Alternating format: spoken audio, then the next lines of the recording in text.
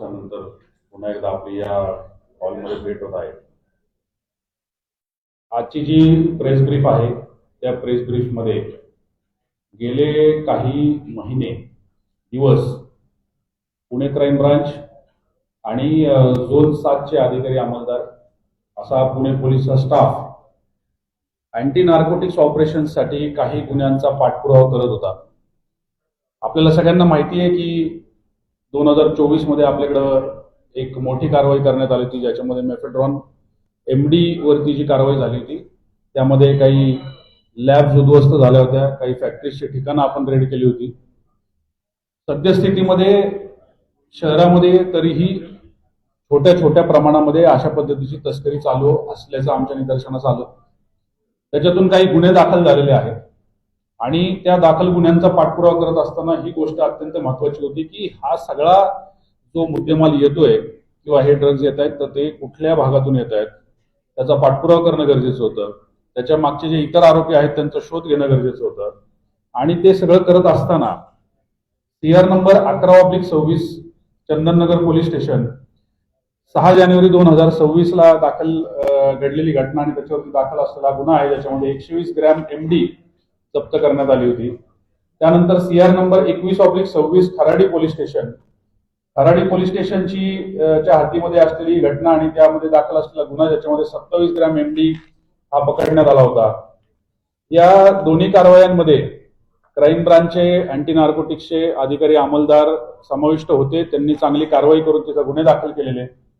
त्या गुन्ह्यांचा पाठपुरावा करत असताना झोन 7 सोबत काम करत असताना झोन 7च्या टीमने अधिकारी अंमलदारांनी अत्यंत चाणाक्ष पद्धतीने आणि इन्व्हेस्टिगेशन स्किल्सचा पुरेपूर वापर करून या सगळ्या गुन्ह्यांच्या मागे, या तस्करीच्या मागे जी रॅकेट चालते त्या रॅकेटला उघडकीस आणण्याचा हा प्रयत्न यशस्वीपणे पार पाडून दाखवलेला आहे. मला असं वाटतं की याच्या पुढची जी माहिती आहे आपल्याला ती आपल्याला झोन 7चे DCP साहेब श्री सोमय मुंडे हे देतील. खराडी पोलीस स्टेशन येथे 3/2/2026 येथे एक 27 ग्राम मेफेड्रोन एका स्विफ्ट कारमध्ये पकडण्यात आला होता. त्यामध्ये सापळा ज्यावेळेस रचला होता त्यावेळेस 2 आरोपी यामध्ये आपण अटक केले होते. हे पहिली स्लाइड एकदा दाखवा. कोण चालवते स्लाइड? हा, यामध्ये 2 आरोपी यामध्ये आपण अटक केले होते. मोतीसिंग उर्फ मुकेश श्रवणसिंग राजपुरोहित व हरीश उर्फ हरिराम सुजनाराम देवासी हे 2 आरोपी आपण अटक केले होते. त्यामध्ये 27 ग्रामचा MD आपण हस्तगत केला होता. एक स्विफ्ट कार मिळून आली होती. त्यामध्ये आपण तांत्रिक तपास केला, आरोपीचे इंट्रोगेशन केले. त्यातून एक लिंक निष्पन्न झाली. त्या लिंकच्या अनुषंगाने एक आरोपी निष्पन्न झाला, ज्याचे नाव हे योगेश उर्फ मनीष बिश्नोई राणा राजस्थान असे होते. त्या आरोपीला सापळा रचून आपण बालाजी ट्रेडर्स गिफ्ट शॉप येथे आपण एक त्यांना त्याच्यावर सापळा रचला आणि त्याकडून 151 ग्राम मेफेड्रोन 30,20,000चा असा मुद्देमाल आपण हस्तगत केला. त्यामध्ये त्याला अटक करण्यात आली. ज्यावेळेस त्याचा तांत्रिक तपास केला, त्याचं इंट्रोगेशन केलं, त्यावेळेस असं आढळून आलं की त्यासोबतचा अजून एक साथीदार हा राजस्थानहून आला होता डिलिव्हरी, अशाच प्रकारची डिलिव्हरी देण्यासाठी. त्यालाही सापळा रचून आपण अटक करण्यात आपल्याला यश आलं. त्याचे नाव सचिन उर्फ SK रमेश कुमार बिश्नोई राहणारा राजस्थान, याला मुंडवा परिसरातून आपण 4,65,000 रोख रकमेसोबत ताब्यात घेतलं होतं. त्याची चौकशी केली. त्या चौकशीमध्ये निष्पन्न झालं की हे जे 4,65,000 रुपये त्याकडून हस्तगत झालेले आहेत ते बेसिकली ड्रग्सच्या डिलिव्हरीतून निष्पन्न झालेले आहेत. त्याचा सखोल तपास केला आणि ताबडतोब पुढची लिंक निष्पन्न केली. त्यामध्ये त्याने हे जे ड्रग्स डिलिव्हर केले होते त्या आरोपीला आपण ताब्यात घेतलं आणि अमित सुनील घुले राहणारा मांजरी याला अटक करण्यात आलं. त्याकडून सचिनने जे ड्रग्स डिलिव्हरी केले होते ते ड्रग्स झाडाझडतीमध्ये रिकव्हर केले. त्यामध्ये 398 ग्राम MD म्हणजे रफली 79,60,000 रुपयांचा हा जो मुद्देमाल आहे हा हस्तगत करण्यात आला. यावरून त्याचबरोबर झोन 7 मध्ये काही रेड्स ज्या आपण केल्या होत्या त्यामध्ये काही लिंकेजेस आपल्या राजस्थानचे निघत होते आणि अनेक दिवसांपासून एक साखळी चांगल्या प्रकारे उघडीत आणावी याची एक मनशा होती. त्या अनुषंगाने या सर्व गुन्ह्यांचा पुन्हा तपास करण्यात आला आणि त्यातून काही लीड्स आपल्याला राजस्थानचे भेटण्यात आले. ह्या लीड्सवर काम करण्यासाठी, पुढील रिकव्हरी करण्यासाठी आणि पाहिजे आरोपी हे अटक करण्यासाठी एक टीम ANC आणि झोन 7 याची तयार करण्यात आली, ज्यामध्ये ANCचे PI पंडित रेजितवाड हे होते, त्याचबरोबर ANCचे API नाईक हे होते, त्याचबरोबर 3 PSI आणि इतर 16 अंमलदारांची टीम गठीत करण्यात आली आणि त्यांना ताबडतोब राजस्थान येथे रवाना करण्यात आलं. ही टीम बेसिकली 9 तारखेच्या आसपास ही गेलेली आहे आणि त्यांनी तिथे वेगवेगळे पथक बनवले आणि त्या अनुषंगाने पुढील तपास करण्यात आला. त्यामधील काही पाहिजे आरोपी जे इथल्या लिंक सोबत निष्पन्न झाले होते असे मांगीलाल बिश्नोई आणि सचिन बिश्नोई, योगेश बिश्नोई यांच्या राहत्या घरी झडत्या घेण्यात आला. त्याचबरोबर सर्वात महत्वाचे म्हणजे त्यामधील जो मुख्य आरोपी होता रतनलाल चौधरी उर्फ जाट, याच पोलीस पथकाने बलोत्रा जिल्हा राजस्थान येथून अटक करण्यात आली. त्याला ताब्यात घेतल्यानंतर त्याच्या विचारपूसवरून, त्याच्या तांत्रिक काही इन्व्हेस्टिगेशन वरून त्याकडून रफली 1 किलो 384 ग्राम MD तिथं आपल्याला हस्तगत करण्यात आला. रफली 2,76,80,000 असा हा मुद्देमाल तिथून आपण हस्तगत केला, त्याला अटक करण्यात आली. त्याचबरोबर या सर्वांची लिंकेज आपल्या काही गुन्ह्यांमध्ये, शहरामध्ये जे काही गुन्हे घडलेले आहेत या सर्वांची लिंकेज मध्ये रामकरण चौधरी उर्फ जाट राहणारा जोधपूर हा एक मुख्य आरोपी आपल्याला दिसून येत होता. आणि तो इनिशियली राहणारा पुण्याचा होता, पण गुन्हे दाखल झाल्यानंतर फरार होता. त्यालाही जोधपूर येथून आपण अटक करून त्याला ताब्यात घेतलेला आहे आणि पुढील तपास याच्यामध्ये झालेला आहे, करण्यात येत आहे. पुढील लिंकेजेस पर्यंत, पुढील फॅक्टरीज पर्यंत आपल्याला पोहोचण्याची एक तपास सध्या आपला चालू आहे. यामध्ये टोटल मुद्देमाल ज्यावेळेस आपण बघतो तर 1 किलो 960 ग्राम मेफेड्रॉन या पूर्ण इन्व्हेस्टिगेशन मध्ये आणि ऑपरेशन्स मध्ये आपण हस्तगत केलेला आहे, ज्याची किंमत 3 कोटी 92 लाखाची आपल्याला दिसून येते. काही गुन्ह्यात वापरलेल्या गाड्याही आपण जप्त केलेल्या आहेत. एकूण मुद्देमाल टोटल 4 कोटी 27,09,000 असा मुद्देमाल आपण टोटल हस्तगत केलेला आहे. यामध्ये पुढील तपास चालू आहे. काही फरार आरोपी आहेत त्याच्यावरही पुढील तपास चालत राहील. यामध्ये पंडित रेजितवाड त्याची पूर्ण टीम, त्याचबरोबर खराडी पोलीस स्टेशनची टीम, झोन 7 ची इतर DB स्टाफ यांनी ऑलमोस्ट 7 दिवस एकदम कठीण परिस्थितीमध्ये राजस्थान येथे त्यांनी तपास केला. तिथे अनेक जागी झटक्या घ्याव्या लागल्या, लोकल पोलीसची मदत घेतली आणि चांगली रिकव्हरी तिथे केलेली आहे. चांगले लिंकेजेस तिथे डेव्हलप केलेले आहेत. यामध्ये क्राईम सरांनी निखिल पिंगळे सर, त्याचबरोबर additional CP crime sir, additional CP Manoj Patil sir, joint CP Ranjan Kumar Sharma sir आणि सर्वात महत्वाचे म्हणजे CP सरांनी विश्वास दाखवला आणि त्याप्रमाणे मार्गदर्शन केले. त्यामुळे ही साखळी आपल्याला उघडकीस आलेली आहे आणि यामध्ये सखोल तपास अजून पण चालू आहे आणि नक्कीच पुढे याच्यामध्ये आपल्याला यश भेटणार आहे.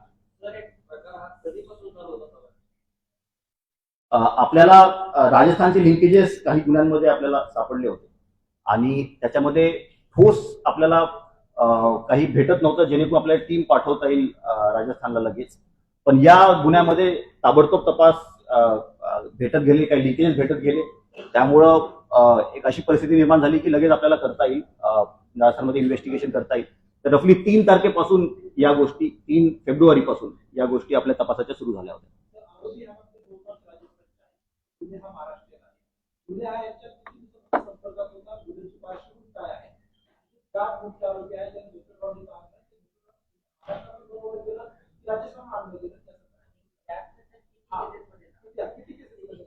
गुन्ह्याची भूमिका काय सर? गुन्हे हा महाराष्ट्रीयन आहे, बाकी राजस्थानचे आहे, हा त्यांच्या संपर्कात कसा आला आणि या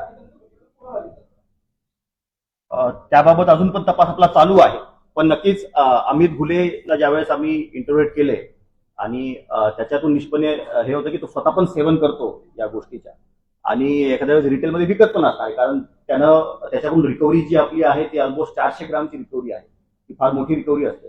तर त्याच्या तो रिटेलमध्ये नक्कीच याच्यामध्ये सहभागी असणार आहे त्यांचा कॉन्टॅक्ट कसा झाला या गोष्टी तपासामध्ये आपल्याला निष्पन्न झालेल्या आहेत, पण ते सांगणं प्रेस कॉन्फरन्समध्ये काही उचित राहणार नाही. नक्कीच ड्रग युजर्स जे आहेत त्यांचे नेटवर्क्स असतात आणि त्याच्यातून एखाद्या वेळेचा संपर्क झालेला असू शकतो. जो जाट आहे, जो बाहेरून आपण अटक केलेला आहे, तो जो रामकरण जाट आहे, त्याला 2 गुन्ह्यामध्ये आपण निष्पन्न केलेल्या होतं याच्या अगोदर, आणि तो त्यावेळेसपासून फरार होता. त्याची गाडी आपल्याला या गुन्ह्यामध्ये आपल्याला सापडली होती, त्यातून त्याचा रोल याच्यामध्ये निष्पन्न झाला होता आणि त्यामुळे त्याला अटक करण्यात आली होती आणि पुढेही त्याच्यामध्ये तपास करण्यात येईल. कुठे मेफेड्रॉन बनवला गेला हे अजून निष्पन्न झालं नाहीये. जर का ते निष्पन्न झालं असतं तर आपण फॅक्टरीवर त्याप्रमाणे रेड पण केली असती, पण नक्कीच हा तपास चालू आहे. तर शिवाजी जो प्रश्न होता आपण नेहमी सांगत काही असतं आणि दुसरा ही जी गाडी आहे की आपण जप्त केलेली, तर ती आरोपीच्या नावाने आहे का जी स्विफ्ट गाडी आहे, जी पहिल्या रेडमध्ये जी हस्तगत करण्यात आली होती, ज्यामध्ये 27 ग्राम एमडी आपल्याला सापडला होता, ती आरोपीच्या नावावर नाहीये, पण हे निष्पन्न झालेलं आहे की त्या गाडीचा आणि त्या आरोपीचा डायरेक्ट लिंकेज आहे.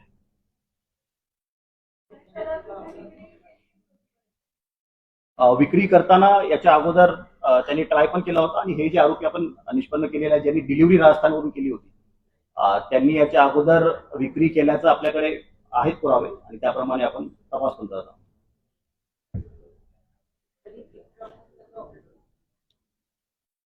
गिफ्ट शॉप मध्ये त्याला डिलिव्हरी दिली जात होती.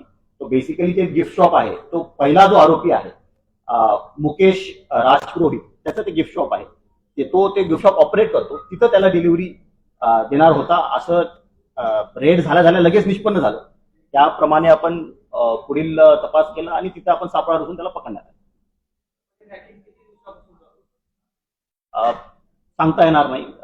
Will investigate and after that only we can clearly say की किती दिवसापासून आहे.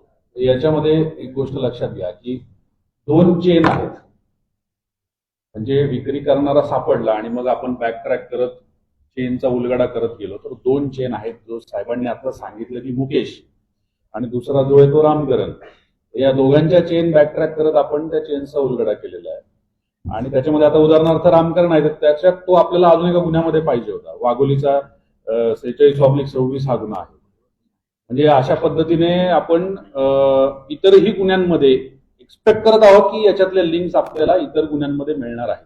आणि त्या सगळ्याचा अनालिसिस चालू आहे, कारण त्यांचे ते कुठल्या क्षणी कुठं होते, काय करत होते, ते कुठल्या पद्धतीचे काही ऍडव्हान्स्ड सॉफ्टवेअर्स वापरत होते का, सॉफ्टवेअर म्हणजे ऍप्स वापरत होते का, एकमेकांशी संवाद कसा साधत होते, तर या सगळ्या गोष्टी ज्या आहेत त्याचा तपास चालू आहे. आत्ताच आपल्याला आपल्या टीम्स या परत आल्या 2-3 दिवसांपूर्वी आणि त्यांच्या तपासाचं अजूनही जे डायरेक्शन आहे ते अजून पुढच्या दिशेने आहे की ज्याच्यामध्ये आपल्याला बऱ्याच गोष्टींचा उलगडा होणार आहे. त्या अंती आपल्याला या गोष्टींची अधिक माहिती देता येईल.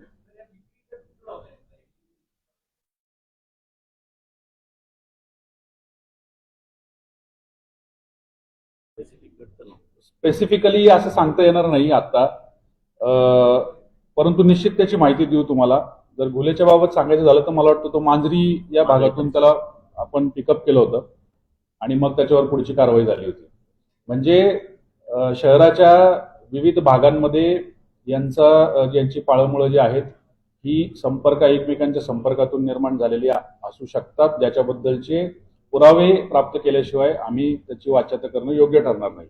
परंतु सध्याची जर कारवाई तुम्ही बघितली तर एकंदरीत आपल्या झोन 7, झोन 6 किंवा हा जो भाग आहे ईशान्य भाग शहराचा, तर या भागामध्ये यांचे एकमेकांचे किंवा अशा पद्धतीचे रॅकेट चालवायचे आपल्याला इन्सिडेन्सेस जे आहेत ते त्याच्यातून दिसून येत आहेत.